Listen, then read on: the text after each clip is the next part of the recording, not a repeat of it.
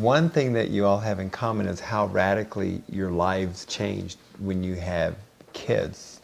I just recently said goodbye to a child as I dropped him off at college, and I want to let you know something. The time goes just like that. I remember packing up for his college. What do you want to give him? So we were scurrying through the house, and what do you want, what do you not want? I tried to give him, well, son, you'll need some ties. You have no ties. I keep the ties. But give me the laptop computer, all right? Laundry soap, do you know how to use laundry soap? Oh, you want some quarters, and that kind of stuff. And at that time I thought, what am I leaving to my son when he leaves? And all those years quickly flashed before me.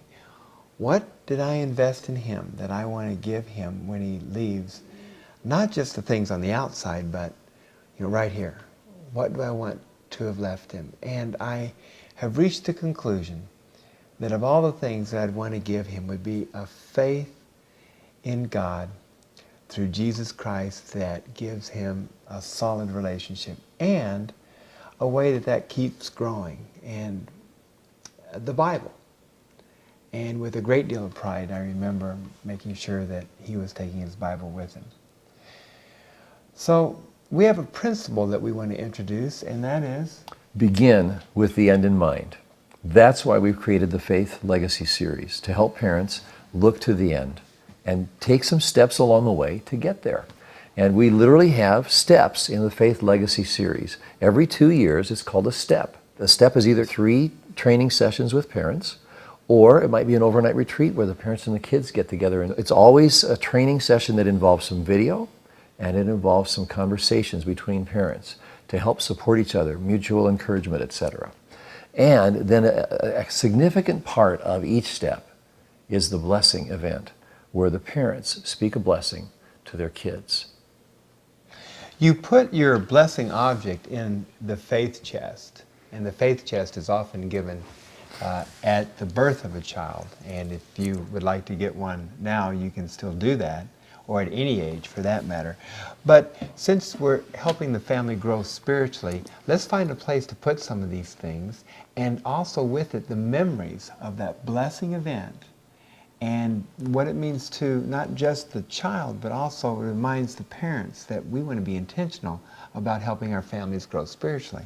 The gift that's given to the child and the family at this step is, of course, the First Picture Bible for 2-year-olds, the perfect age for moms and dads to be reading to their kids simple stories with simple illustrations to place into their kids' hearts the truths of Scripture. This baton is passed at the Father-Son retreat in the 5th or 6th grade when they go through God's plan for a man. And it is a powerful blessing event that not only happens at the retreat, but also back at church when they are blessed in front of the congregation.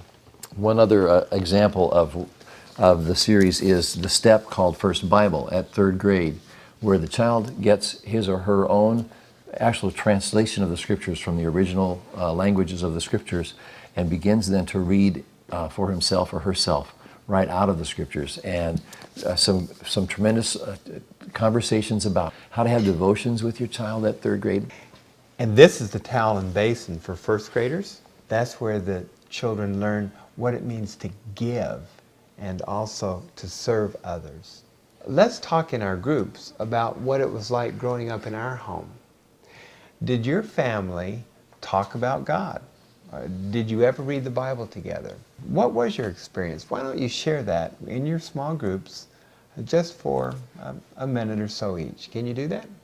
Good, thanks.